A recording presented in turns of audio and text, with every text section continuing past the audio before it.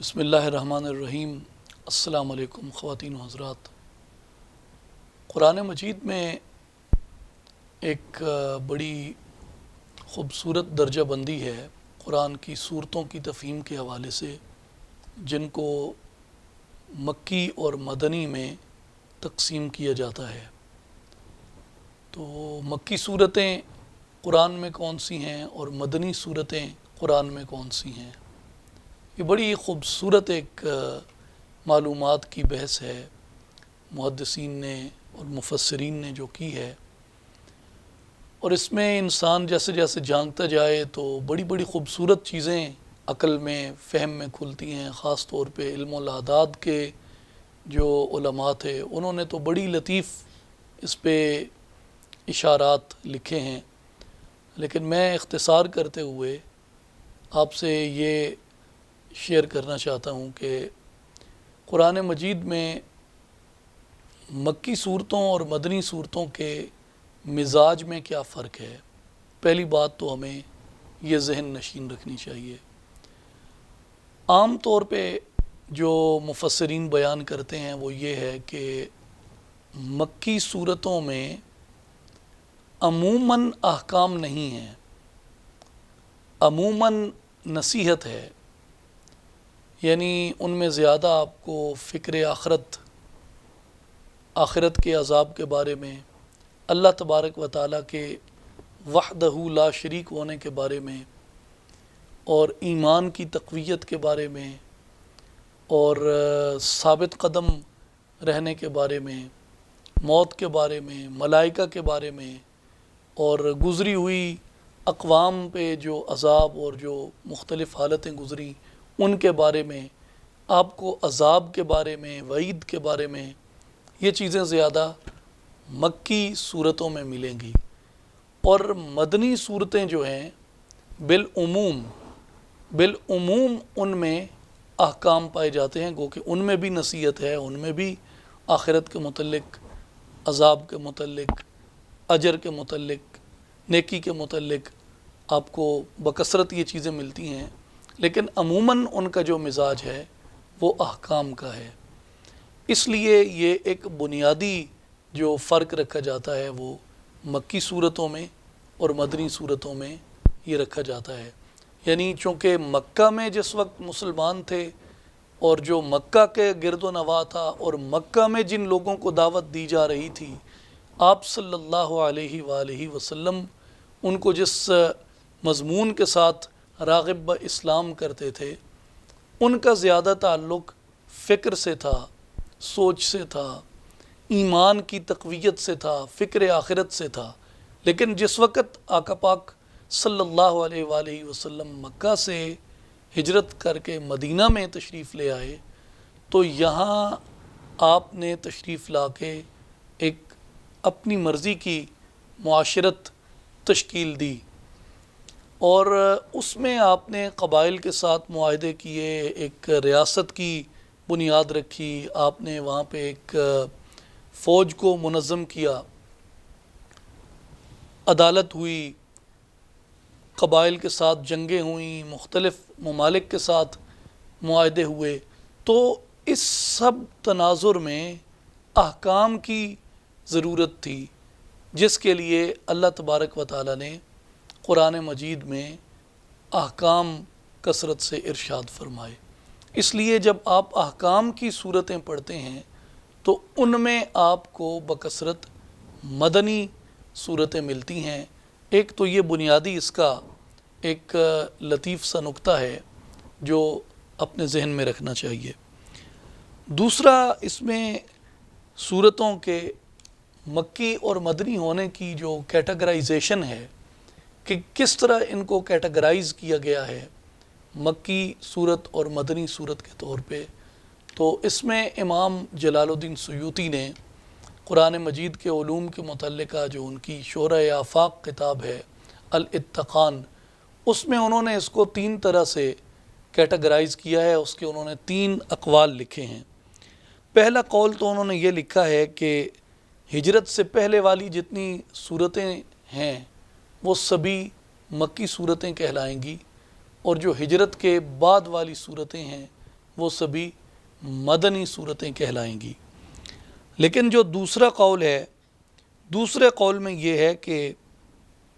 جو صورتیں مکہ میں نازل ہوئیں وہ مکی ہیں، چاہے وہ ہجرت سے پہلے نازل ہوئیں چاہے وہ ہجرت کے بعد، اور جو صورتیں مدینہ میں نازل ہوئیں وہ صورتیں مدنی ہیں، اور ان کے بارے میں بھی یہی ہے کہ چاہے وہ ہجرت سے پہلے کی ہوں یا ہجرت کے بعد کی ہوں، جو مدینہ میں نازل ہوئیں صرف وہی مدنی صورتیں کہلائیں گی۔ پھر اس میں ایک اختلاف، یا آپ اختلاف سے زیادہ موضوع لفظ سوال ہے، وہ یہ اٹھا کہ ایسے لمحات جن میں آپ صلی اللہ علیہ وآلہ وسلم آپ نہ مکہ میں تھے نہ مدینہ میں تھے، آپ بلکہ مکہ اور مدینہ ان دونوں سے باہر تھے، جس طرح مینا ہے، عرفات ہے، حدیبیہ ہے۔ اب یہ مقامات نہ مکہ میں ہے نہ مدینہ میں، بدر میں تھے آپ، احد میں تھے، تبوک میں تھے، تو ان صورتوں کے بارے میں کیا کہا جائے گا؟ ان صورتوں کے متعلق پھر یہ کیٹیگرائز اس طرح کیا گیا کہ جو مضافات مکہ میں آتی ہیں، یعنی سراؤنڈنگز آف مکہ میں جو ہیں وہ مکی کہلائیں گی، جیسے حدیبیہ، مینا، عرفات والی، اور جو بدر میں، احد میں نازل ہوئیں وہ چونکہ سراؤنڈنگ آف مدینہ ہے، یعنی مضافات مدینہ ہے، تو ان کو اس اعتبار سے مدنی صورتیں کہا گیا۔ امام طبرانی رحمۃ اللہ علیہ نے ابو امامہ رضی اللہ عنہ سے حدیث پاک نقل کی ہے، جس میں آپ صلی اللہ علیہ وآلہ وسلم نے فرمایا ہے کہ قرآن مکہ، مدینہ اور شام میں نازل ہوا۔ تو شام کے متعلق امام ابن کثیر رحمۃ اللہ علیہ نے یہ فرمایا ہے کہ اس سے مراد وہ آیات ہوں گی جو تبوک کے موقع پہ نازل ہوئیں۔ اور تیسری کیٹیگرائزیشن جو ہے وہ امام سیوطی رحمۃ اللہ علیہ نے یہ لکھی ہے بعض ائمہ دین کے حوالے سے کہ جن صورتوں میں اہل مکہ سے خطاب کیا جا رہا ہے وہ مکی صورتیں ہیں، اور جن صورتوں میں اہل مدینہ سے خطاب کیا جا رہا ہے وہ مدنی صورتیں ہیں۔ تو یہ ایک خوبصورت کیٹیگرائزیشن ہے اس کی۔ لیکن ایک چیز جو ان میں یاد رکھنے کی ہے وہ یہ ہے کہ فرائض میں اور واجبات میں صورتوں کے مکی ہونے یا مدنی ہونے سے فرق نہیں پڑتا۔ صورتوں کے مکی اور مدنی ہونے کا فرق البتہ اگر کسی مقام پہ ہے جس وجہ سے اس کیٹیگرائزیشن کو علماء ہمیشہ اپنے مد نظر رکھتے ہیں، وہ ناسخ اور منسوخ کی بحث کے اندر زیادہ ان کا استعمال آتا ہے، زیادہ ان کی ضرورت پیش آتی ہے۔ اور جو میں نے پہلی گزارش کی کہ بنیادی فرق آپ کو مکی اور مدنی صورتیں پڑھ کے وہ ان کے مزاج سے محسوس ہو جاتا ہے، یعنی جب آپ ایک بچی کے قتل کیے جانے کو مکی صورت میں پڑھتے ہیں تو وہ ایک الگ منظر ہے، ایک الگ بیان ہے، ایک الگ اسلوب ہے۔ یعنی اس میں قرآن کہتا ہے کہ جب تارے جھڑ پڑیں گے، جب سورج کھینچ لیا جائے گا، جب آسمان لپیٹ دیا جائے گا، جب سمندر سلگا دیے جائیں گے، جب وحشی درندے گھومتے پھریں گے، اس وقت زندہ دفن کی جانے والی لڑکی سے پوچھا جائے گا کہ وہ کس جرم میں ماری گئی۔ یہ مکی اسلوب ہے۔ اب آپ دیکھیں کہ ایک لڑکی کے قتل کو قرآن نے جب بیان کیا تو اس کو فکر آخرت کے ساتھ لگا دیا اور قیامت کا منظر بیان کیا کہ جس وقت قیامت بپا ہوگی۔ لیکن جس وقت مدینہ میں آ گئے آپ صلی اللہ علیہ وآلہ وسلم، اب مدینہ میں جرم وہی ہے، قتل، لیکن سورہ بقرہ میں اس کو قصاص کے ساتھ کہہ کے بیان فرمایا کہ تمہارے اوپر قصاص مقرر کیا گیا ہے، اور قصاص انسانوں کے حق میں بہتر ہے۔ اور دیت کی رعایت دی گئی۔ مگر اب جو فرق ہے وہ یہ ہے کہ مکہ میں اسی جرم کو جب بیان کیا تو آخرت کے ساتھ منسوب کر کے اپنا خوف، اپنا جلال یاد دلا کے اس کو بیان کیا، لیکن جب مدینہ میں بیان کیا تو اس کو کہا کہ یہیں سے اٹھے گا روز معاشر، یہیں پہ روز حساب ہوگا۔ تو پھر کہا کہ یہیں عدالت لگے گی، یہیں ترازو لگے گا، اور جس نے جو جرم کیا ہے اپنے کیے کی سزا یہاں پہ پائے گا۔ یہ مدنی اسلوب ہے کہ اب یہاں عدالت لگ گئی ہے، اب یہاں ریاست قائم ہو گئی ہے، اب جو فیصلے ہیں وہ یہیں پہ ہوں گے۔ پھر لوگوں کا فرق تھا، یعنی مکہ میں نسبتاً سخت دل والے کفار تھے، یعنی منافقین کم تھے، ان سے جو خطاب تھا ان میں اکھڑ پن زیادہ تھا مکی لوگوں میں۔ پھر رسول اللہ صلی اللہ علیہ وآلہ وسلم سے رشتہ داری اور باقی معاملات کو سامنے رکھتے ہوئے وہ اس قبائلی کشمکش میں مبتلا تھے،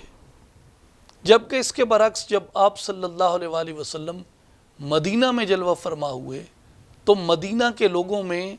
وہ یعنی مزاج کی درشتگی نہیں تھی، مزاج کی سختی نہیں تھی، اس لیے مدینہ میں منافقین کی تعداد جو تھی وہ بھی وجود میں آئی۔ تو وہاں جو احکام آپ کو مدینہ میں نظر آتے ہیں اور جو مکہ میں نظر آتے ہیں، ان احکام میں لوگوں کے مزاج کا بھی ایک بڑا فرق تھا۔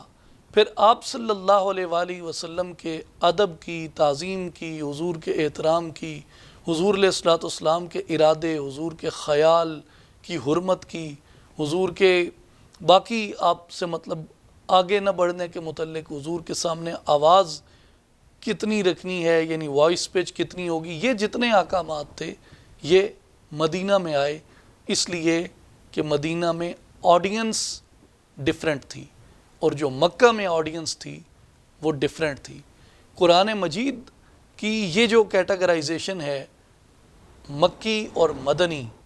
یہ سمجھنی بندے پہ اور بھی آسان ہو جاتی ہے جب آپ اہل مکہ اور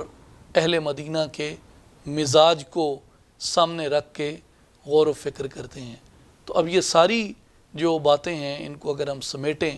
تو ان میں پہلا یہ نقطہ ذہن میں رکھنا چاہیے کہ عموماً علماء کا جو راجح قول ہے وہ یہ ہے کہ ناسخ و منسوخ کے علاوہ جو دیگر شرعی احکامات ہیں ان میں مکی اور مدنی کیٹاگرائزیشن کا زیادہ فرق نہیں پڑتا فرائض اور واجبات میں۔ دوسری بات یہ کہ مکہ میں چونکہ آپ صلی اللہ علیہ وآلہ وسلم ایک مختلف طریقے سے لوگوں کو راغب بہ اسلام فرما رہے تھے، مدینہ میں طریق مبارک جو تھا وہ ایک مختلف طریقہ کار تھا، تو اس اعتبار سے بھی مکی اور مدنی صورتوں کے مزاج میں یہ فرق ہے۔ اور پھر جو تین علماء کے اقوال ہیں اس پہ وہ بھی مد نظر اگر انسان رکھے تو اور زیادہ علم میں اضافہ ہوتا ہے، لیکن اصل بات یہ ہے کہ آپ صلی اللہ علیہ وآلہ وسلم کا جو روپ مکہ میں تھا اور آپ صلی اللہ علیہ وآلہ وسلم کا جو روپ مدینہ میں تھا، قرآن ان دونوں کی گواہی دیتا ہے کہ آپ صلی اللہ علیہ وآلہ وسلم نے جو فریضہ نبوت مکہ میں ادا کیا وہ بھی لاجواب اور باکمال تھا، اور جس طرح آپ نے اس فریضے کو مدینہ میں ادا فرمایا ہے وہ بھی جان آشکار ہے اور اپنی مثال آپ ہے۔ اور آپ صلی اللہ علیہ وآلہ وسلم نے قرآن کا ابلاغ کرنے کا حق ادا کر دیا، چاہے مکہ میں آیات نازل ہوئیں چاہے مدینہ میں آیات نازل ہوئیں۔ اس لیے آپ صلی اللہ علیہ وآلہ وسلم کی ذات گرامی کو جب ہم سامنے رکھتے ہیں تو ہمارے سامنے یہ ایک ایمان کی تقویت کی مثال آتی ہے کہ آپ چاہے حالات کی شدت کا سامنا کر کے مشکلات سے گزر رہے ہوں، یہ چاہے آپ ایک سربراہ ریاست کے طور پہ اقتدار کی تلوار اپنے ہاتھ میں رکھتے ہوں، دونوں حالتوں میں آپ کا خالق آپ پہ مہربان ہے اور آپ کو اپنا محبوب رکھتا ہے۔ اور یہی بات ہے جو ہمیں آپ صلی اللہ علیہ وآلہ وسلم سے محبت میں اور تقویت عطا کرتی ہے، اور قرآن کی محبت میں اور تقویت عطا کرتی ہے۔ اللہ تعالی ہمیں